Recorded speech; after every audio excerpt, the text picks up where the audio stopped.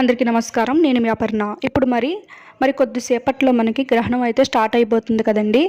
ఇప్పుడు మనం టైమింగ్స్ అయితే తెలుసుకుందాం. అదే గ్రహణం ముగిసిన తర్వాత ఏం చేయాలి, ఇల్లు మనం ఎలా శుభ్రం చేసుకోవాలి, స్నానం ఎప్పుడు చేయాలి అనేది కూడా ఈ వీడియోలో అయితే తెలుసుకుందాం. ఎక్కడ కూడా స్కిప్ చేయకండి. అయితే ఇప్పుడు మనం గ్రహణం అయితే మనకి కొద్దిసేపట్లో అయితే స్టార్ట్ అవుతుంది కదండి. టైం తెలుసుకుందాం.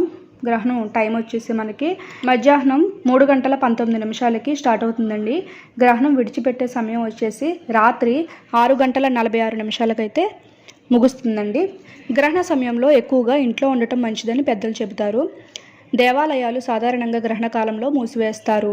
అలాగే దర్భలు ఉంటాయి కదండి, అవైతే మనం వండే పదార్థాలు అంటే వండిన పదార్థాలు, పెరుగు కానీ పాలు కానీ ఏవైతే నిలవైన పచ్చళ్ళు కానీ, అలాగే మనకి వస్తువులు ఉంటాయి కదండి ఇంట్లో వంటకు ఉపయోగపడే వస్తువులు అన్నిటిపైన చిన్న దర్భ అయితే ఉంచటం వల్లనే చాలా మంచిది.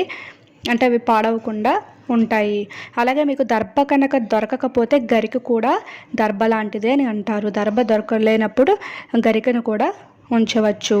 అదేవిధంగా తర్వాత మనం ప్రశాంతమైన ప్రదేశంలో కూర్చుని ధ్యానం లేదా జపం చేయటం శుభప్రదంగా భావిస్తారు.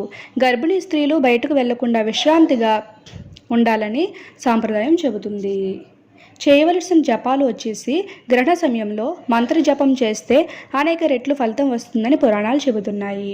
ఓం నమో నారాయణాయ, ఓం నమ శివాయ, గాయత్రి మంత్రం, మహామృత్యుంజయ మంత్రం భక్తులు ముఖ్యంగా శివుడు మరియు విష్ణునామ స్మరణ చేయటం శ్రేయస్కరం అంటారు. శక్తి ఉన్నవారు విష్ణు సహస్రనామం లేదా శివపంచాక్షరి జపం చేయవచ్చు. గ్రహణం ముగిసిన తర్వాత స్నానం చేయాలి. ఇంటి నేలను నీటితో శుభ్రం చేయాలి. పూజ గదిలో దీపం వెలిగించాలి. దేవుడికి నైవేద్యం పెట్టాలి. కొంతమంది గంగాజలం చల్లడం కూడా చేస్తారు. గ్రహణ సమయంలో కొత్త పనులు ప్రారంభించకపోవటం మంచిదని నమ్మకం. ఆహారం తినకుండా ఉపవాసం ఉండటం అనుసరిస్తారు. ఆరోగ్య పరిస్థితిని బట్టి నిర్ణయం తీసుకోవాలి. చివరిగా గ్రహణం ఒక సహజ ఖగోళ సంఘటన మాత్రమే. భయపడవలసిన అవసరం ఏమీ లేదు.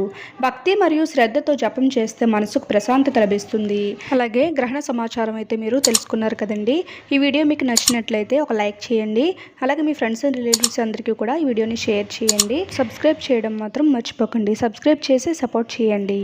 వాసుదేవాయ నమః అని కామెంట్ చేయండి.